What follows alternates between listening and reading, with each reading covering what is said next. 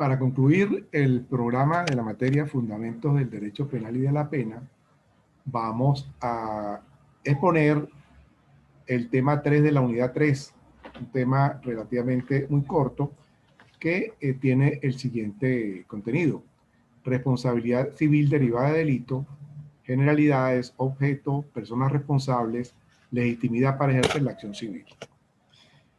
La norma fundamental que vamos a referir es el artículo 113 del Código Penal, el primer párrafo, la regla general. Toda persona responsable criminalmente de algún delito o falta lo es también civilmente.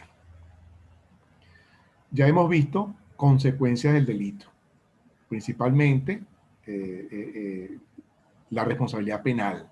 Vamos a ver ahora que también por la comisión de un delito también puede surgir la responsabilidad civil. En principio, como dice el artículo 113 del Código Penal, toda persona a quien se le establezca que responde penalmente por un delito, también va a responder civilmente. Esto como regla general. Pero aquí debemos hacer una aclaratoria que incluso la referencia que está en el Código Penal no debe entenderse tampoco tan tajante, porque sería más fácil o más correcto decir que pudiera también surgir responsabilidad civil. Me explico. De la gran mayoría de los delitos, por supuesto que también surgen daños, daños, vamos a decir, privados, daños patrimoniales privados, lesiones a intereses materiales y morales de algunas personas. Pero también puede que haya algún delito que no necesariamente produzca ese tipo de afectaciones a intereses, digamos, particulares, ¿no? Pero la mayoría sí. Y por eso, si se quiere, la regla que establece el artículo 113 del Código Penal. Toda persona a quien se le establezca que es responsable por un delito, es decir, establecida la responsabilidad penal, también surge la posibilidad de que esa persona también responda desde el punto de vista civil. El procedimiento para hacer posible, para concretar, para materializar, para exigir la responsabilidad civil, está previsto en el artículo 413 y siguiente, los artículos siguientes del Código Orgánico Procesal Penal, y en la Ley Orgánica para la Protección de Niños, Niñas y Adolescentes en el artículo 618. Lo importante es que, en principio, la responsabilidad civil, la indemnización civil, el pago de los daños y perjuicios, consecuencia, causados a un particular como consecuencia del delito, se puede exigir luego de que se establezca, luego de que se dicte una sentencia condenatoria. En el artículo precisamente 413 del Código Orgánico Procesal Penal, se nos dice, Carlos, un momentico, por aquí lo tengo. Firme la sentencia condenatoria. Quienes estén legitimados o legitimadas para ejercer la acción civil podrán demandar ante el juez o jueza del tribunal que dictó la sentencia la reparación de los daños y la indemnización de perjuicios. Esa es la regla. Hay que esperar que se haya dictado una sentencia condenatoria, por supuesto, donde ya se estableció que se cometió un delito y donde ya se estableció que determinada persona o determinadas personas son las responsables como autores y como partícipes, para que se abra la vía ante el mismo tribunal que dicta la sentencia condenatoria que se demande civilmente. Importante que esto no impide que cualquier persona que se considere perjudicada civilmente por algún delito, es decir, por un delito que es un hecho ilícito, puede directamente, antes de sentencia condenatoria, puede ir directamente a la jurisdicción civil. Lo que pasa, por supuesto, es que sería más engorroso el camino, porque allá en la jurisdicción civil tendría que comenzar primero demostrando que el hecho existió, que el hecho se produjo y demostrando civilmente que esa determinada persona, la persona a quien está demandando, fue la que realizó tal hecho. En cambio, al esperar que, como dice el Código Orgánico Procesal Penal, al esperar que se dicte la sentencia condenatoria, el camino está ganado, porque ya con la sentencia condenatoria definitivamente firme, ya se tiene la demostración judicial de que el hecho existió, de que el hecho es delito, por lo tanto, es un hecho ilícito y que determinada persona o determinadas personas son responsables. De manera que ese procedimiento que está en el COP, a partir del artículo 413, básicamente, digamos, se va a discutir es el monto. En primer lugar, por supuesto, el derecho, la legitimación de quien está demandando, ¿no? Víctima y herederos, víctima y sus herederos, víctima del delito, ¿verdad? Y establecer, discutir el monto, los daños causados, tanto daños materiales como daños morales, ¿ok? Pero la parte más complicada que tocaría aquel que se va directo a la jurisdicción civil sin esperar una sentencia condenatoria, la parte más complicada, que es establecer que el hecho existió y establecer que el hecho lo realizó determinada persona, pues ya está cubierto con la sentencia condenatoria. Ok. Ahora, ¿cuál es la finalidad de esta responsabilidad civil? ¿Qué contiene esta responsabilidad civil? ¿Cómo está integrada? ¿Para qué yo puedo exigir responsabilidad civil? Nos lo dice el artículo 120 del Código Penal. La responsabilidad civil establecida en los artículos anteriores comprende restitución, que ya no lo explica en el artículo 121, la reparación del daño causado y la indemnización de perjuicios. Este es el contenido posible de la demanda de responsabilidad civil. Restitución, artículo 121. La restitución deberá hacerse de la misma cosa siempre que sea posible, con pago de los deterioros o menoscabos a regulación del tribunal. La restitución debe hacerse aun cuando la cosa se halla en poder de un tercero que la posea legalmente, salvo su repetición contra quien corresponda. Fíjense lo siguiente. Restitución como primer pedimento, como primera exigencia. Restituir la cosa objeto del delito. Por supuesto, esto se refiere solamente a aquellos delitos en los cuales haya habido un objeto material que todavía sea posible restituir. Un hurto, un robo, ¿no? Ok. Eso en primer lugar. Si no es posible la restitución, porque bueno, el objeto no se consiguió, el objeto se destruyó, X, en el mismo artículo se establece que es posible entonces pedir la reparación del daño causado. Fíjense, si no fuere posible la restitución de la cosa, se reparará la pérdida pagándose el valor de ella. La reparación se hará valorando la entidad del daño a regulación del tribunal, atendido el precio natural de la cosa, siempre que fuere posible, y el grado de afección en que la tenga el agraviado. Y solo se exigirá cuando no haya lugar a la restitución. Entonces, en primer lugar, restitución de la cosa objeto material del delito. Si no es posible la restitución, entonces se pide la reparación del daño. ¿Okay? Y haya habido restitución o, en su defecto, reparación, también es posible, y aquí es donde normalmente está el mayor monto, la mayor o la esencia, si se quiere, de la responsabilidad civil, es la indemnización de perjuicios prevista en el artículo 122. La indemnización de perjuicios comprenderá no solo los que se hubiesen causado al agraviado, sino también los que se hubieran irrogado por razón del delito a su familia o a un tercero.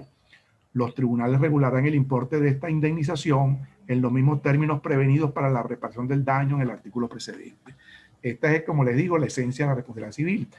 La indemnización de perjuicio que contiene tanto los daños materiales, los perjuicios materiales, como también los perjuicios morales.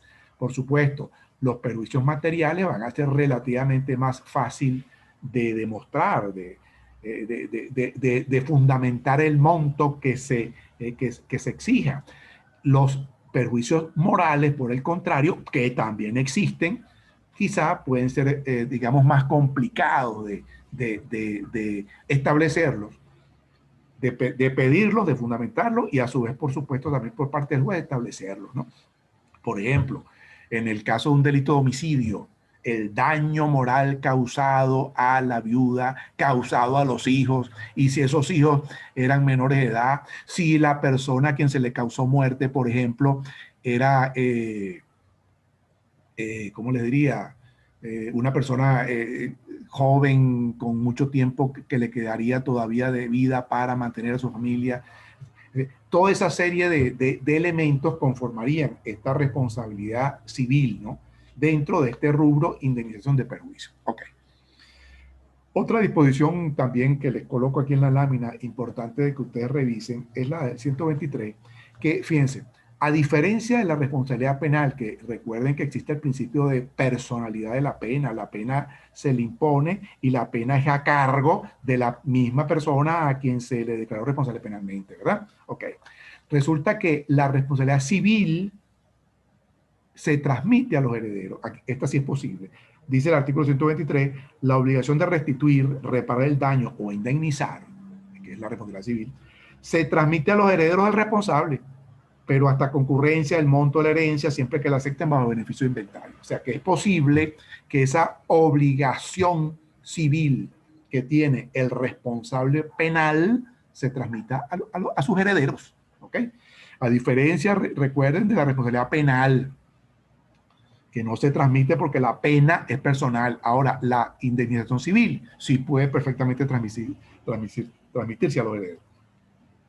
El artículo 124 establece que precisamente cuando se trate de varias personas las responsables penalmente por el hecho, son solidariamente responsables civilmente. ¿Ok? De manera que esta es otra diferencia también con la responsabilidad penal. Recuerden que la responsabilidad penal no se admite la solidaridad. Cada quien va a responder por su propia culpa.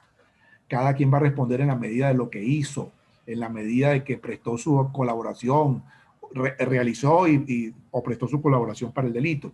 En cambio, la responsabilidad civil, todos los que son, digamos, deudores civilmente como consecuencia del delito, lo hacen o son deudores de manera solidaria.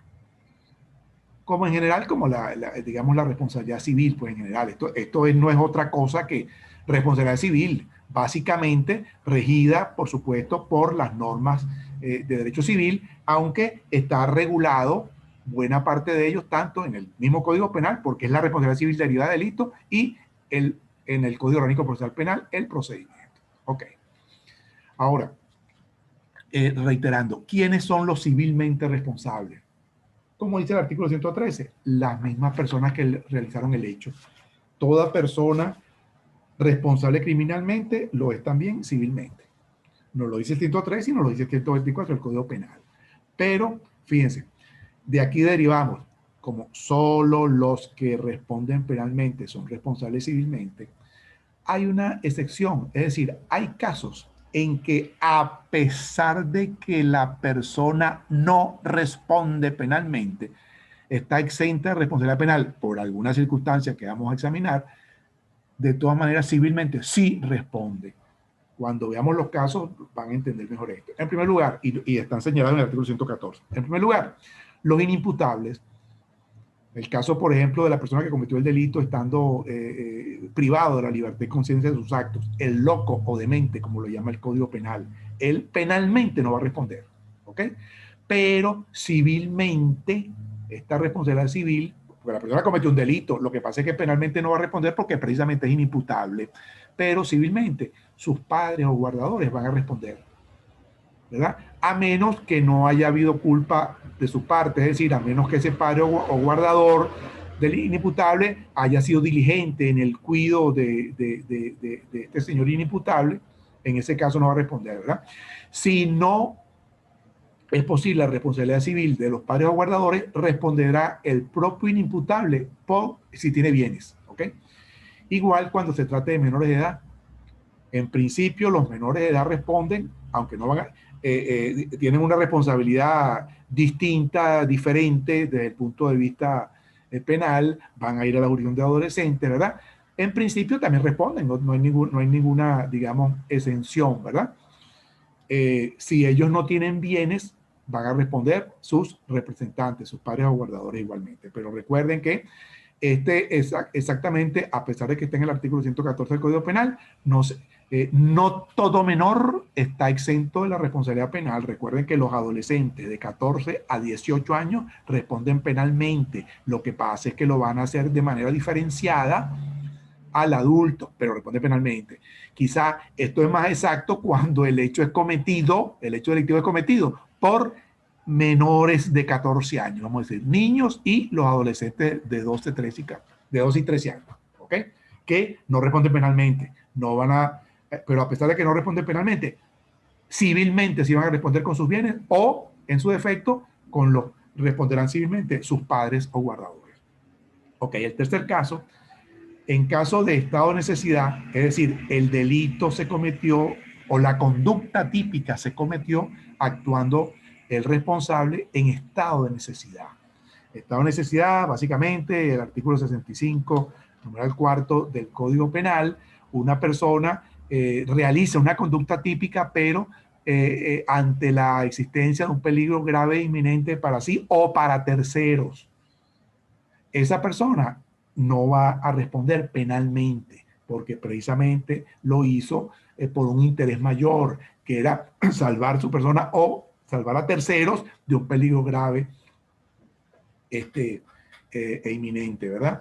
En ese caso, no va a responder penalmente, pero civilmente van a responder precisamente las personas en cuyo favor se realizó la conducta. ¿Ok? Mire, un ejemplo rapidito, por ejemplo. Hay un delito de daños en el Código Penal, un atentado a la propiedad. Imagínense ustedes que una persona se quedan encerradas en una habitación, en un cuarto y empieza un incendio. Y no hay manera, no pueden salir, no sé, la puerta está trabada, no hay ventana, X, algo así, ¿no?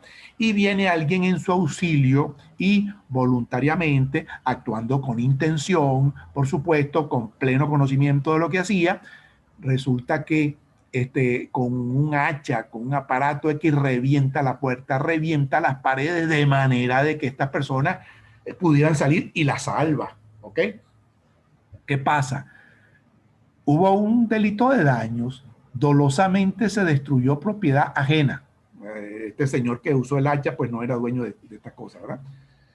¿Cómo queda el dueño del cuarto, el dueño de la habitación? En principio que no haya tenido culpa, no haya tenido responsabilidad por ese hecho, se va a quedar con su puerta rota, con sus paredes rotas. Pues, civilmente responden, es decir, esta persona va a ser indemnizada, pero van a responder las personas favorecidas por el hecho, por supuesto.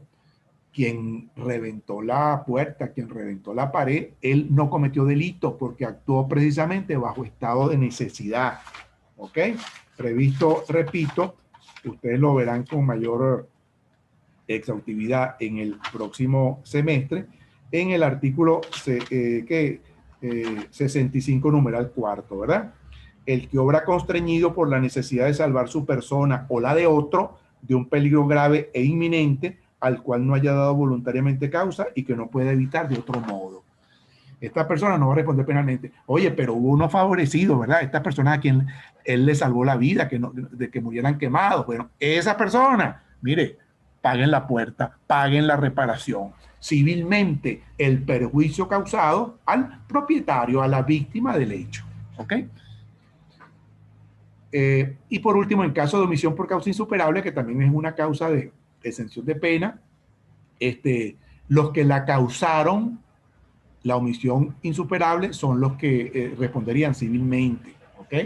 Un ejemplo de omisión por causa insuperable, mire, el uso sobre otra persona de una fuerza física irresistible que lo obligó a no hacer lo que debería haber hecho. Por ejemplo, mire, no sé, el salvavidas que está allá en la playa está obligado, por supuesto, o en la piscina está obligado, bueno, a salvar a los niñitos que se estén ahogando, ¿verdad? Pero determinadas personas, en un momento dado que un niñito se estaba ahogando, someten al salvavidas con la fuerza, lo amarran, le impiden precisamente actuar porque lo tienen amarrado o varios pues lo someten, le impiden el movimiento.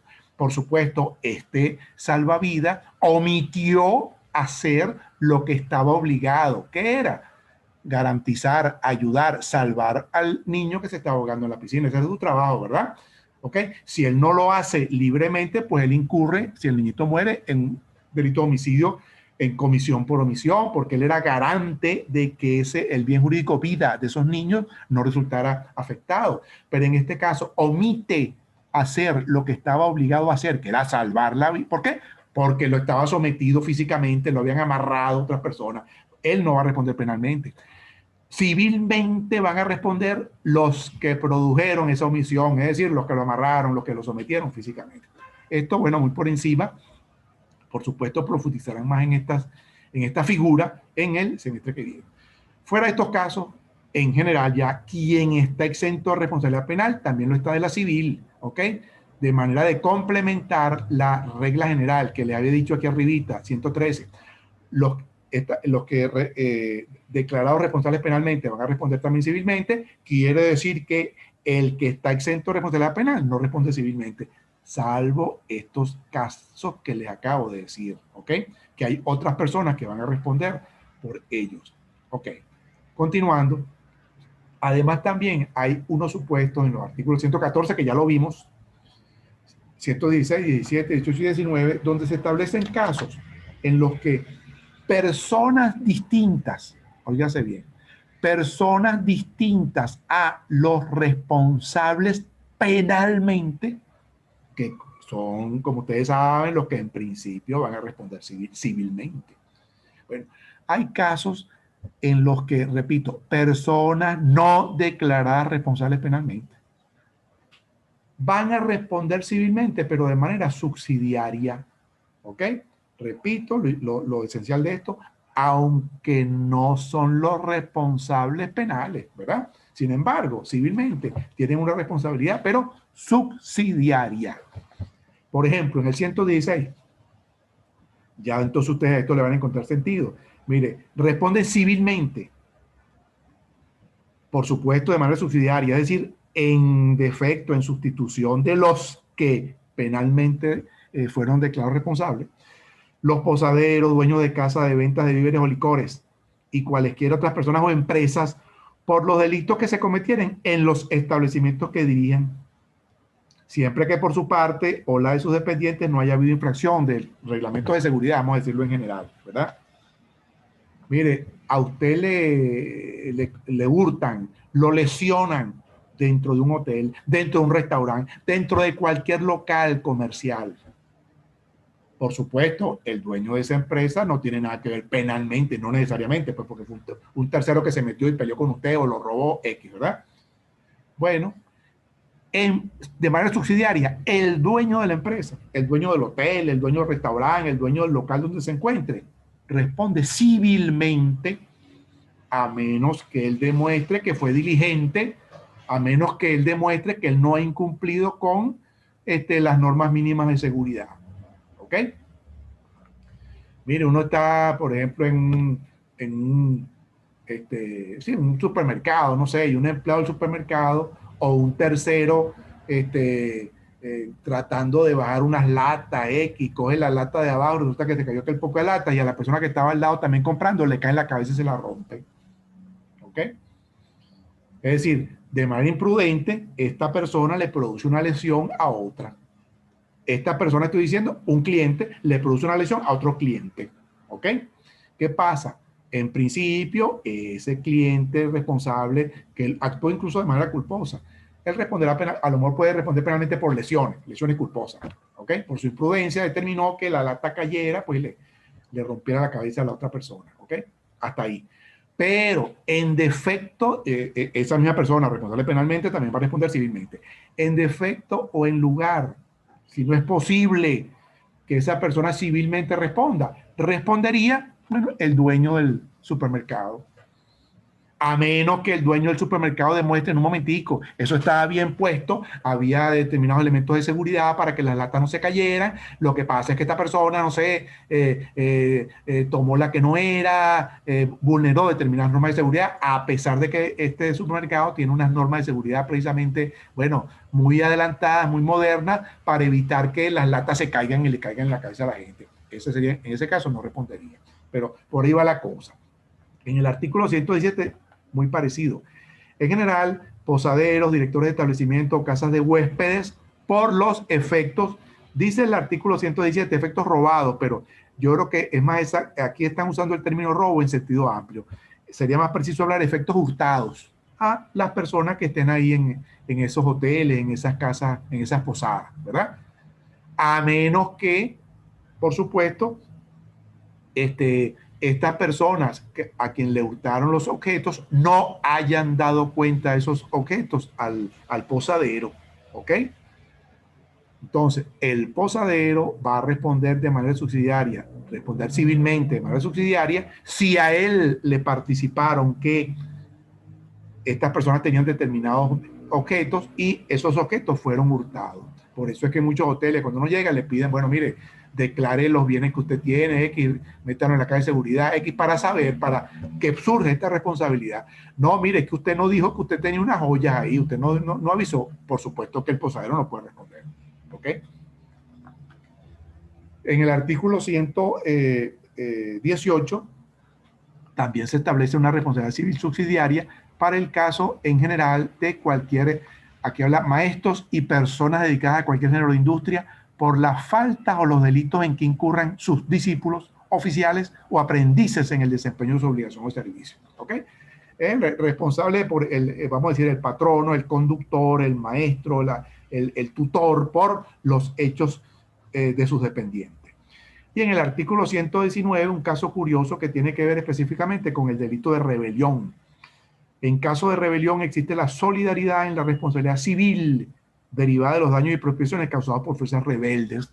En un caso específicamente por el delito de rebelión, los involucrados pues, en esa rebelión van a responder civilmente de manera solidaria por los daños causados precisamente por ese evento de rebelión.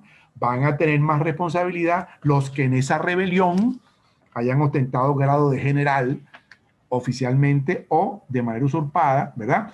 Los que tengan grados menores van a responder en menor cuantía y quedan exceptuados generalmente los que actuaban como soldados, pues simple y llanamente, ¿no? Pero un caso curioso específicamente referido al delito de rebelión, que es muy posible que como consecuencia de ese acto se produzcan daños a particulares, a propiedades, X, ¿verdad? Okay.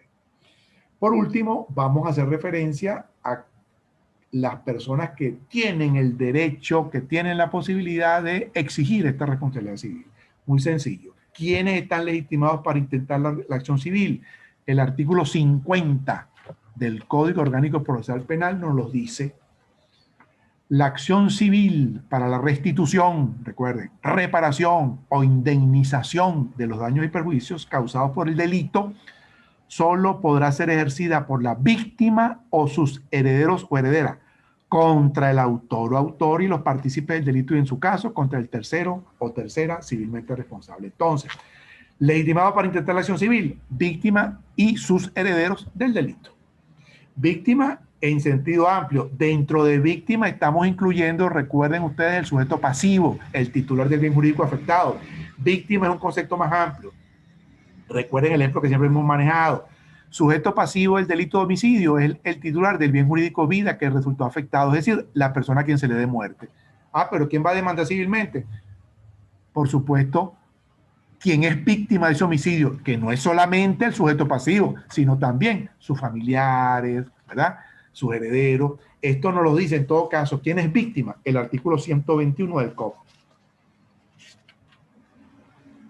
5 numerales donde se establece quiénes son víctimas del delito. En primer lugar, la persona directamente ofendida por el delito, que se coincide con el sujeto pasivo de delito, ¿verdad?